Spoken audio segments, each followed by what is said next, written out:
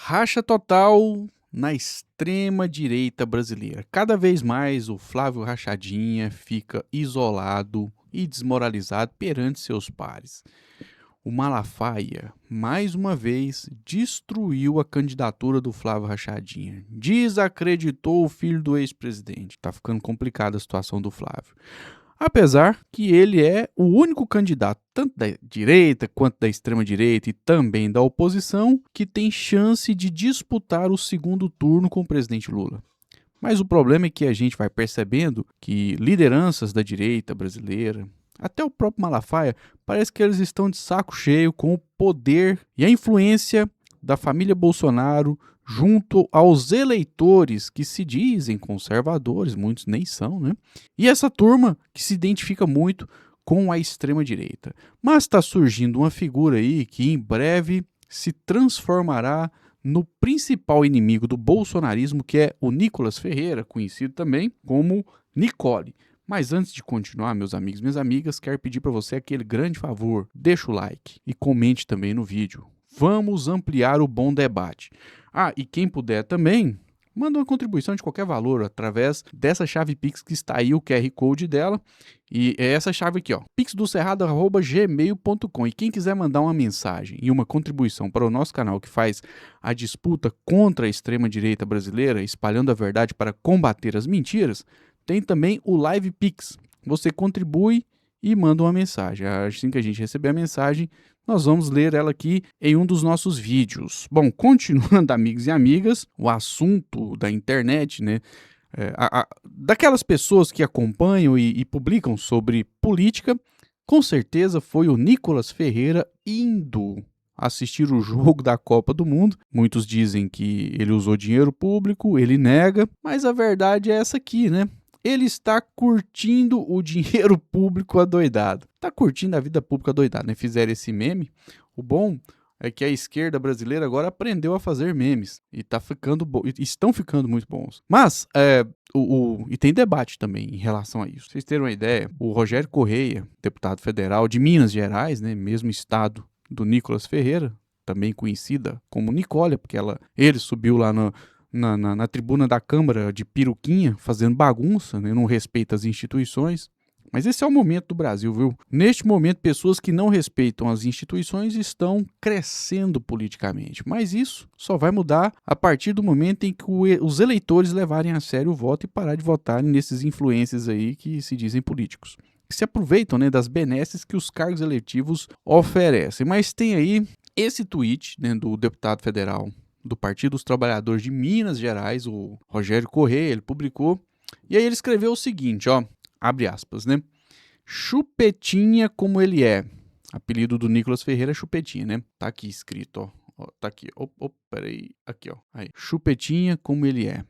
Ironia e mordomia. Sempre ironizando, sempre vivendo o bom e o melhor com o dinheiro da Câmara dos Deputados, né? Esbanjando seus privilégios e na hora de defender os direitos do povo, prefere o jatinho do Vorcaro. Ele andou no jatinho do Vorcaro e admitiu, inclusive. A jornada do patrão 7x0 contra o trabalhador, ou seja, 7 dias por semana sem um dia de descanso. Aliás, ele fez discursos inflamados contra o fim da escala 6x1, né? Isso aí tem que ser mostrado para a juventude, que quer o fim da escala 6x1, mas que ainda, erroneamente, por uma questão de falta de discernimento, ainda apoia o Chupetola, né?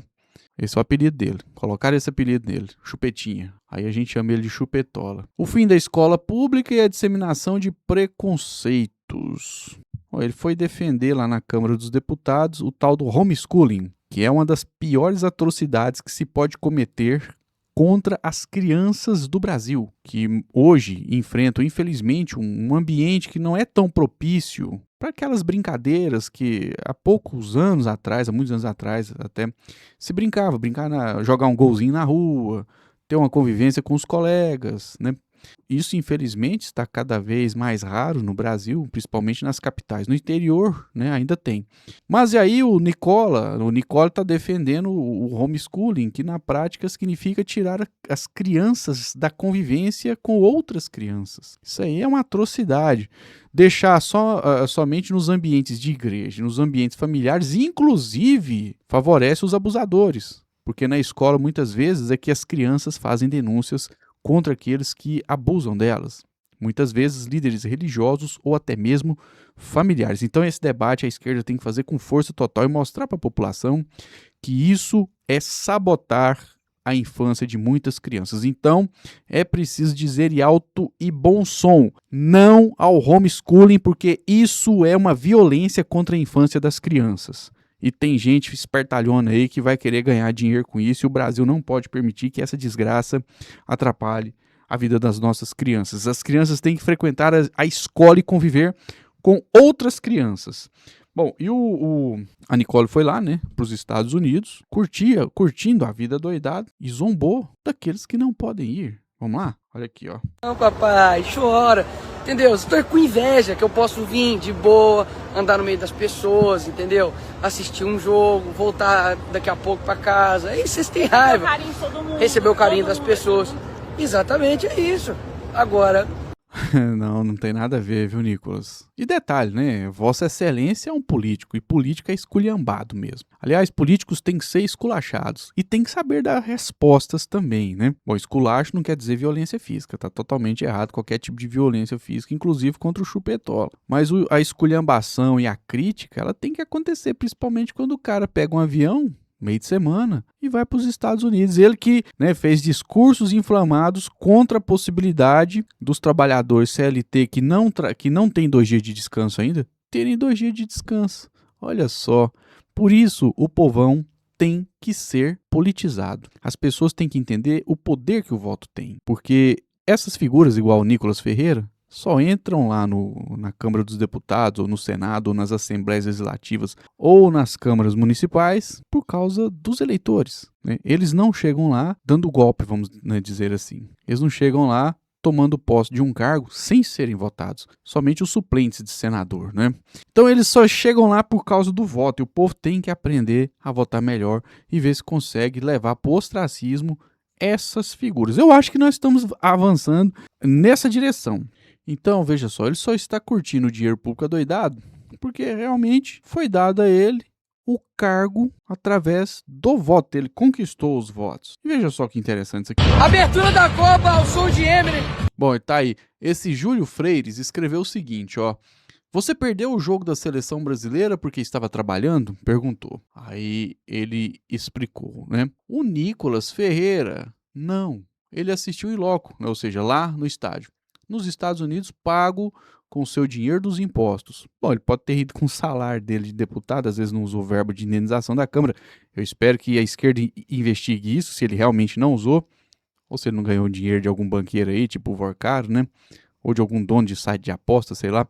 Mas a realidade, mesmo se foi com o salário, é graças ao dinheiro dos impostos, né? Porque afinal de contas, o que é arrecadado é usado para pagar o salário dessas pessoas inúteis. No caso dele, ele é um deputado inútil que não consegue dar nenhuma vitória concreta, nenhuma melhoria de vida pro povão. O mandato dele não, o quê? Ele luta por casa própria para quem não tem? Eu não vi. Ele luta para aumentar o salário mínimo? Não, eu não vi também. Ele luta para o povo, o trabalhador, ter um dia a mais de descanso nas suas jornadas de trabalho? Esses dias ele fez um discurso inflamado, inclusive falar que vai ser lindo o dia que o Brasil quebrar, porque os trabalhadores que ainda não têm 2 dias de folga passaram a ter 2 dias de folga no contrato de trabalho. Esse é o Nicolas, esse é a Nicolette, né? Mas tá aí, vamos lá, né? Ele tá curtindo a vida doidado. Olha aqui, ó, curtindo a doidado, e veja só ele comemorando, né, essa grande conquista, que é assistir o jogo da seleção brasileira em loco. Verdade seja dita, 100% dos brasileiros gostariam de estar no lugar dele neste momento. Abertura da Copa ao som de Eminem. Se eu sou um jogador, meu parceiro, sério mesmo. Você não tem ideia como é que eu entro, não. Esquece. Vem pra aqui, ó. Ele é meio soberbo, hein? Cuidado, hein, Nicole. Os bolsonaristas radicais estão de olho em você. Tá ligado?